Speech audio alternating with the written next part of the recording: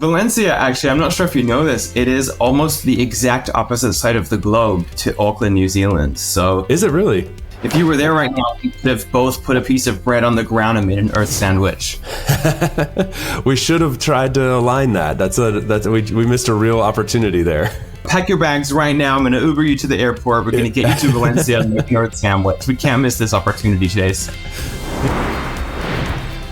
It's episode 52 of Out of Office, and you're in for a treat because my guest today is the head of remote at Doist, the host of the About Abroad podcast, and one of LinkedIn's top voices on the topic of remote work. Please welcome Chase Warrington to the show. So Chase, welcome to Out of Office. Yeah, thank you, Andrew. Great to be here. I'm excited. Thank you so much for joining me here on the show. It's really great to have you here. And the title of this episode is drawn from something that you have said, which is documentation is the key to unlocking your remote team. And that's a really, really big statement. So we're going to spend the rest of this episode unpacking that. But I wanted to start by acknowledging that documentation can be kind of a dry topic. And you're an interesting person. I like to think I'm an interesting person. So I think that we can make documentation interesting. I'm up for the challenge. I'm slightly less confident than you, but just because it's you and I having this conversation, maybe we can. What led you to prioritize documentation so high?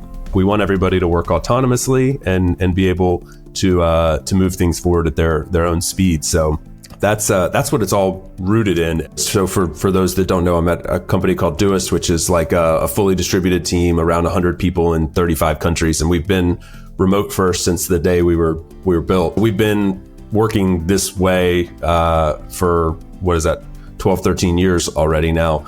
And we started building our handbook back in 2014, 2 years before I joined the company. When the pandemic hit and everybody started going remote, I moved into my role as head of remote because we saw an opportunity to really up level our approach to remote work.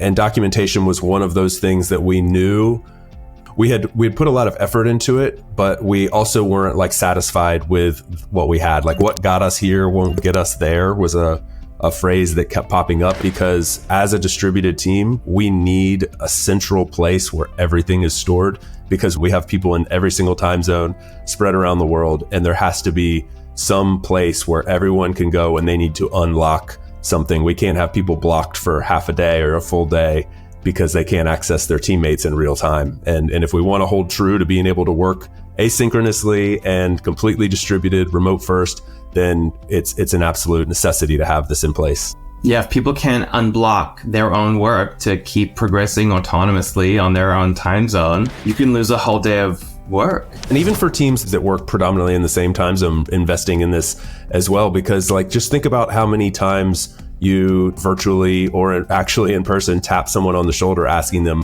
for something. Every little notification, every little virtual or real tap on the shoulder pulls somebody out of their zone of focus. We want everyone to be really, really focused on doing deep work and not having to come out of that world to assist someone else.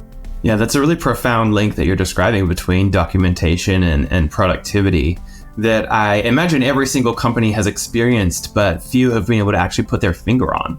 You just published a really awesome guide about how to write a company handbook.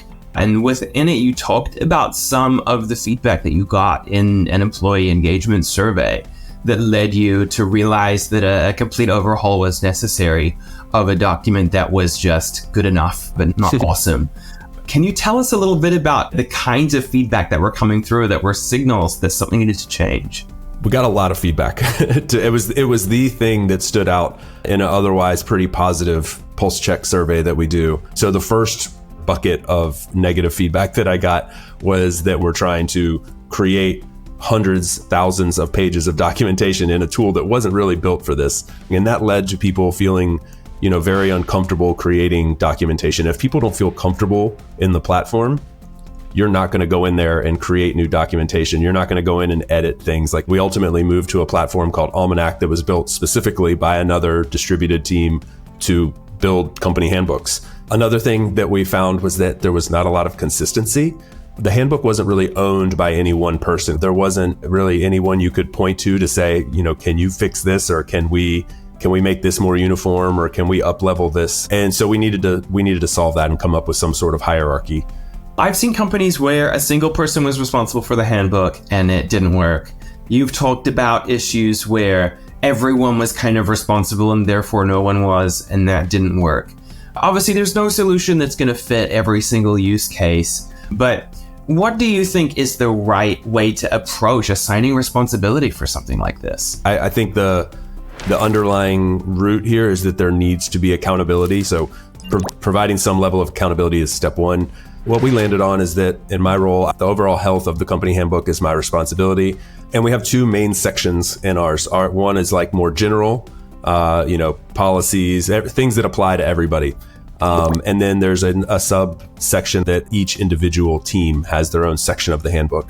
So what works really well for the back-end team might not work perfectly well for the marketing team, for example. So they're able to kind of create what they want within that. And then there's one person from each team that's responsible for that. And that person is someone who's very meticulous about this, and who really cares that their section of the handbook stays healthy as well. But then I talked to some massive teams out there. I think remote.com is a great example. Like, they have a pretty massive handbook that lives in Notion. It's almost all public.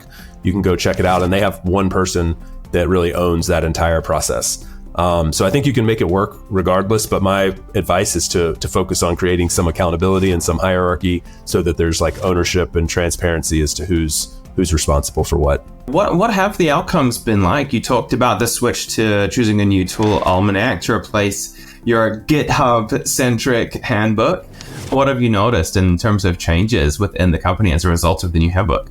We just ran another pulse check survey where we asked some similar questions that we asked the year before about the old handbook, and we improved the responses towards our handbook by about 20%. So we raised the floor in a pretty significant way. That said, we still have failed to make the handbook a completely enjoyable experience. So we still have work to do in that regard. But that's been one big change. We had way too many people feeling pain with a tool that was super core to how we work, and we needed to alleviate that pain. So we've done that. We can see that from survey results. Still feels like there's a lot of work to do, but it feels that way with everything. Like we're always iterating, and we have really high standards for these things. So it's like the finish line just continues to move further away as we run closer to it. Yeah, the work is never done, right? If the finish line isn't moving, you're doing it wrong. You're stagnating. So yeah, I can empathize with that. Yeah. Do you believe the hype that AI is going to make a lot of this kind of documentation automatic? Like, do you think AI is going to radically change this and make it easier and more fun within your company? AI is a super interesting topic in the documentation world, because in theory, a lot of this could and should now be done by AI. And in fact, like, while we were going through this up-leveling of our handbook, it was like AI arrived right in the middle of that. Like, one day we didn't have ChatGPT, the next day we did, and AI became everything on a very basic level. Like, helping with search and locating documents is already here and has changed the game completely. Using AI to help you write an article or to write a page of documentation, we're encouraging that. Like, please, use the power that's there for you and save yourself time so you can focus on other things. I don't want my teammates spending hours every day creating documentation. If they can do it in 10 minutes with ChatGPT, that's amazing. And so building that into the tool, baking that into the tool is the next step that I feel like is pretty much here or on the verge of being here, and will change things significantly. I'd like to get practical right at the conclusion of our conversation here. For someone who's listening to this and really interested in what you're saying, but stuck at step one and they just don't know where to start, what advice would you give them to start tomorrow?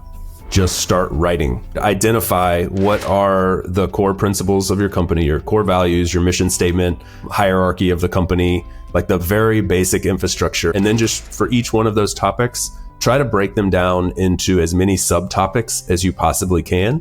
Not with the intent of having a lot of quantity, but with the intent of making sure that each page is going to be focused on the smallest topic possible. And I bet you within, if you dedicated an hour or 2 hours to that, you could have a handful of pages very quickly that would already create a high level of transparency for anybody new joining the company. And when you're writing those pages, think about that person. And then I would say like step 2 from that is to empower people around you to do it. If you're the leader of the company, that's not what you should spend your whole day doing. But if you start empowering people around you to contribute to it in a transparent place, then you'll start to see this impact the company positively, which is obviously the real goal there.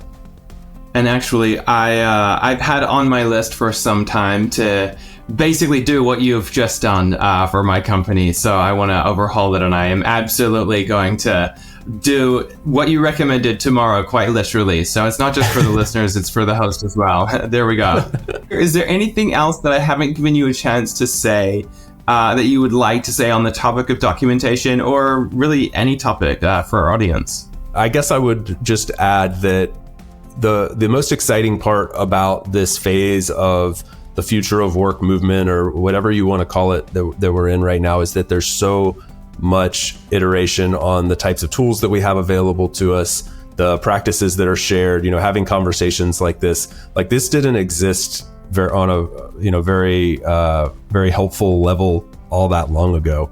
And now there's just so much content out there, so much in the way of like the tools and platforms that are available to us. And so when I hear people say that like they can't do distributed work or they can't adopt some of these practices, I just think that like the information's out there and you just have to go and grab it. There's never been a better time than now to try to build a team that adopts these modern work practices. And it's conversations like this and a mindset around documentation as an example that will make it really possible. Don't be afraid to give it a shot and take this opportunity, because it is easier than ever right now. Awesome. Thank you so much, Chase Warrington. You've been an absolutely fantastic guest. It's been great to have you here on Out of Office.